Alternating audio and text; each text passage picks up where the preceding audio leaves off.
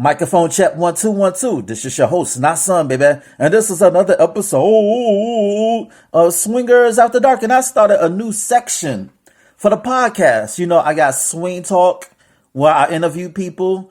I got the lost episodes, where I bring back episodes that I didn't want to use, but I said, fuck it. You know, there's more content for people to listen to. And now I got late night quickies. Yeah, just like I have, you know, the Swing Talk for interviews, the lost episodes for episodes that I did not intend to, you know, post, episodes that I initially scrapped, but I said, fuck it. You know, the more the merrier.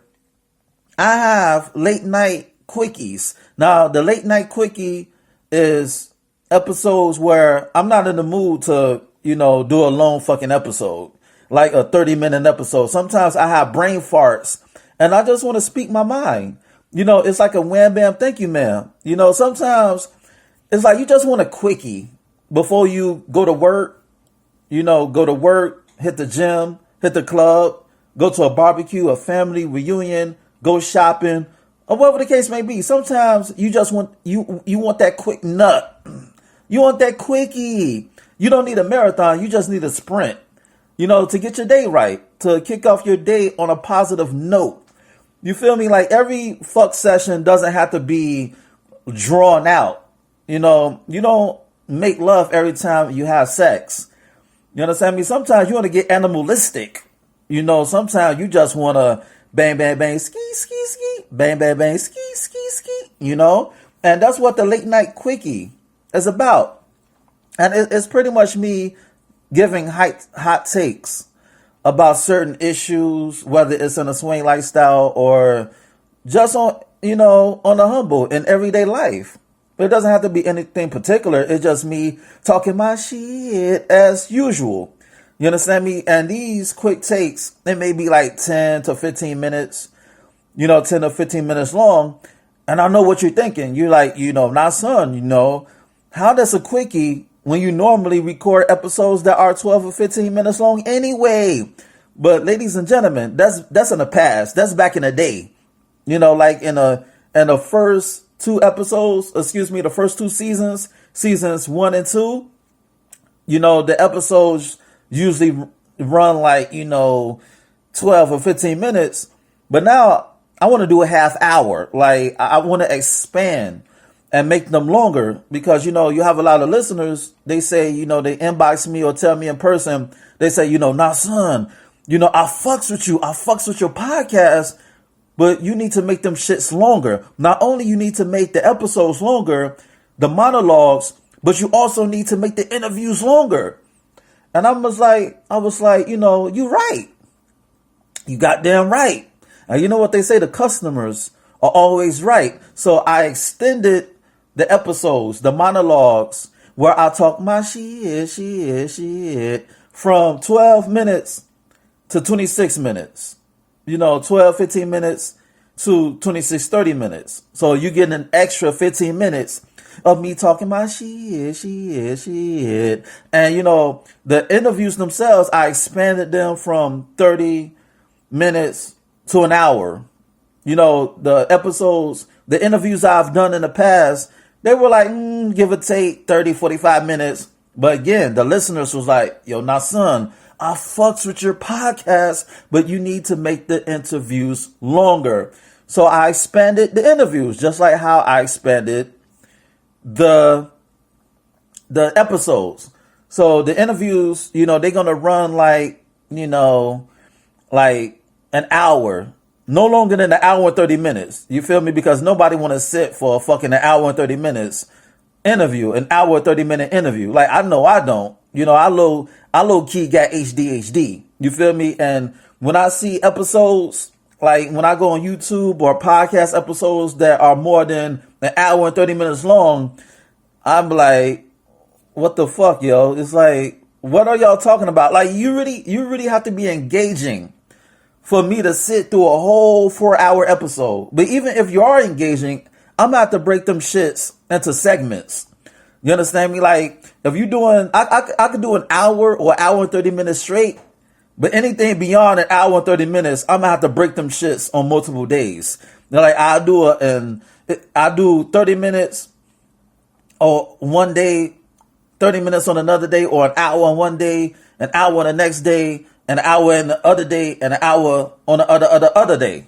You feel me? And that's why Netflix is so ingenious. Netflix is so ingenious when it comes to breaking episodes apart, because the average person, they're not going to sit through an 8-hour movie, let alone 4.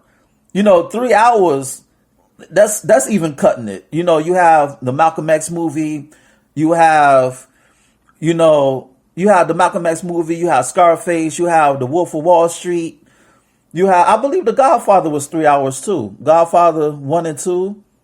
I believe those joints was, 3 hours, 2 or 3 hours. Correct me if I'm wrong. I know like you have the epics. Like I think Titanic was like 3 hours.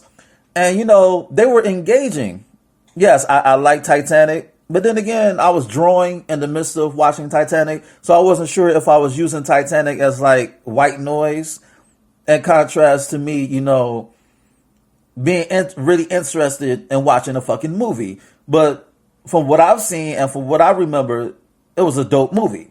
But anyway, that's why Netflix and Hulu and, Amazon Prime and all these stream sites is so ingenious to break apart episodes, because instead of somebody saying, well, I'm not going to watch an 8-10 hour movie, they more comfortable with binge watching. You feel me? So it's psychology. It's psychological. They're not going to sit through a whole movie for 8-10 hours, but they will be on some couch potato shit and binge watch for 8 and 10 hours, because they watching multiple episodes. You feel me? It's like the brain, how the brain works. It's like, well, if you break it apart, then I could deal with that. If you break it apart, it's a lot easier to digest than me sitting and watching a whole motion picture for 8 to 10 hours.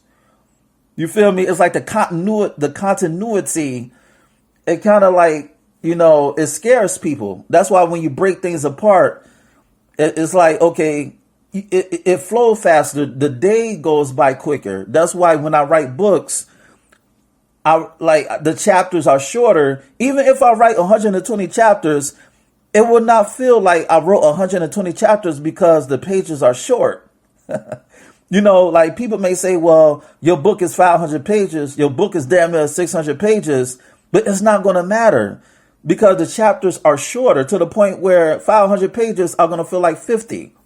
So you may be intimidated by the 500 pages, but once you once you read the book, you be like, oh, she is. Yo, I didn't even know that it was 500 pages. Next thing you know, you on page 500. Not 500. You on 500. You know what I'm saying? You started on page 1, then by the end of the day, you damn near done. You at the damn epilogue. And, I said all that to say, I just wanted to introduce the late night quickies. I'm going to talk my shit and swallow spit. You feel me? And I just want to let the people know about this new segment. Because sometimes, I have a lot of things going on in my life. I got to edit the podcast episodes. I got to interview. I got to write books. I got to, do this, then the third. I got the family thing going on. And sometimes I just want to rest my brain. You feel me? Like sometimes I just want to, decompress and just relax and recharge so I wouldn't burn myself out. So, of course, I got the interviews. Season 3, they're like an hour and some change longer, or an hour and some change long, rather. And then I got the interviews. Well, I said that before. The interviews are an hour and some change long.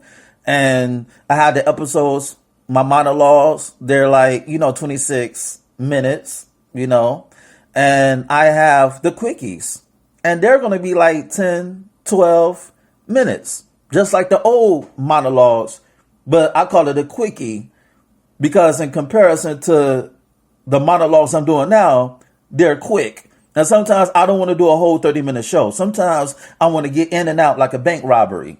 You feel me? I want to get it in and get it out. You know, a wham bam, thank you, ma'am. It's like you just want that quick nut.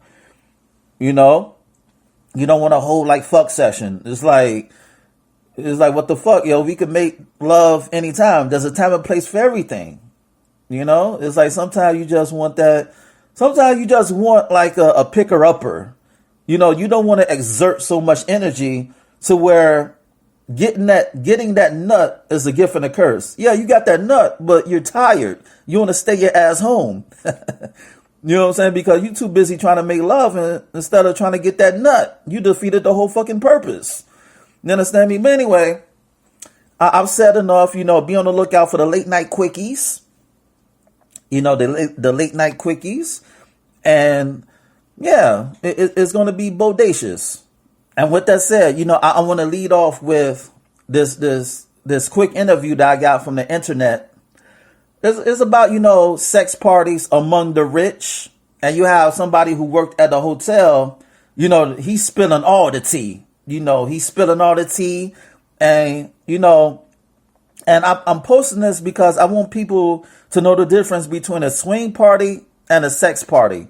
A swing party and a sex party, aka also known as a fuck party, they're not the same. You know, anybody can have an orgy, anybody can have a sex party or a fuck party, but a lot of people cannot have a swing party. A swing party could be a fuck party, but a fuck party cannot be a swing party. Because with swinging, you have a lot of code of conduct and a code of etiquette, you know, in a free-flowing environment to make sure that, you know, people respect other boundaries.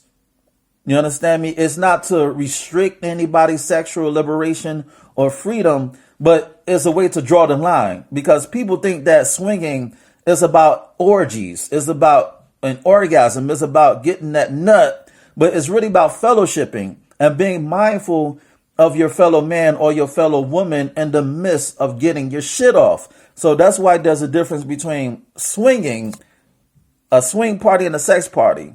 A swing party could be a sex party, but a sex party cannot be a swing party. Because sex, y'all just fucking. Anybody can have sex. You don't need to be a swinger to have sex. You don't need to be in a lifestyle to have sex. You understand me? But I thought this clip was interesting considering the fact that, you know, there are swing parties at hotel parties. And I always wondered, you know, how do people who work at hotels feel about us? What do they think about us? You know, people in the swing lifestyle. You feel me? So I just wanted to post this short clip about, you know, how this hotel employee felt about the rich and ritzy hosting sex parties in their establishment. And without further ado, enjoy. The hotel industry is a wild experience that helps you understand how disconnected the wildly wealthy are. I've seen the darker side of humanity: suicides, murders, spousal abuse, human trafficking. That shit stays with you for a long time.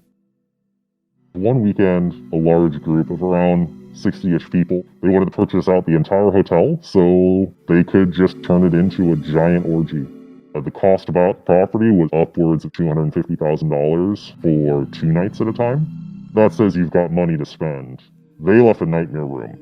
Blood, feces, semen stains. One of my bellboys came up and was like, "I've got a black light, I'm curious."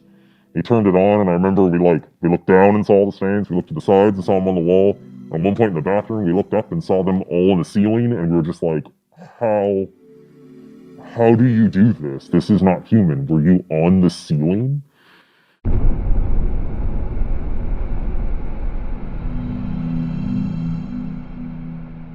I worked as an operations manager for around 10 plus years. I've worked in hotels where the average daily rate is anywhere from like $99 and then all the way up to boutique properties where the average cost is around $1,400 per night. In general, the higher up the price value, the more common it is to be treated like you're less than human. The people who are coming to visit you famous pop stars and Russian oligarchs. They have a private plane that they get in a private vehicle with all tinted blackout windows. Sometimes they have security squads. They'll snap their fingers at them. Very large sense of entitlement where if they approach the desk, they are the only thing that exists to you in that moment. And that's what they came to expect from that level of entering a luxury hotel. Most people who visit boutique hotels are not coming for business. They're there for pleasure. There was a group of fabulously wealthy individuals. You can definitely get a sense of how much wealth they actually have when they're talking about things like buying a fleet of Boeings in the lobby casually. They would buy out this entire property. They were spending as much as a luxury wedding. And it was basically a giant swingers orgy. We'd have people having sex in the pool, people laying on our wine bars naked, a couple having sex on a balcony in plain view. So you're looking up at it. Quite an angle. And every single room would have a different theme and a safe word posted outside of the door. The one that stands out to me was there's a mermaid-themed room. It was actually kind of impressive, the details they went, so it was very like under the sea vibe. There was the Wild West room. There was the straight-up BDSM room. One couple we had to talk to, while they were naked, they would purposely wait to start having sex until housekeeping wanted to clean the room. They wanted somebody to watch. The day after they had all departed, I got a call from housekeeping saying that one of the showers was busted, and I go take a look at it, and they had hacksawed off the actual shower piece, the shower head, and attached a 4-foot-long anal probe hose to it, with multiple settings on the other end.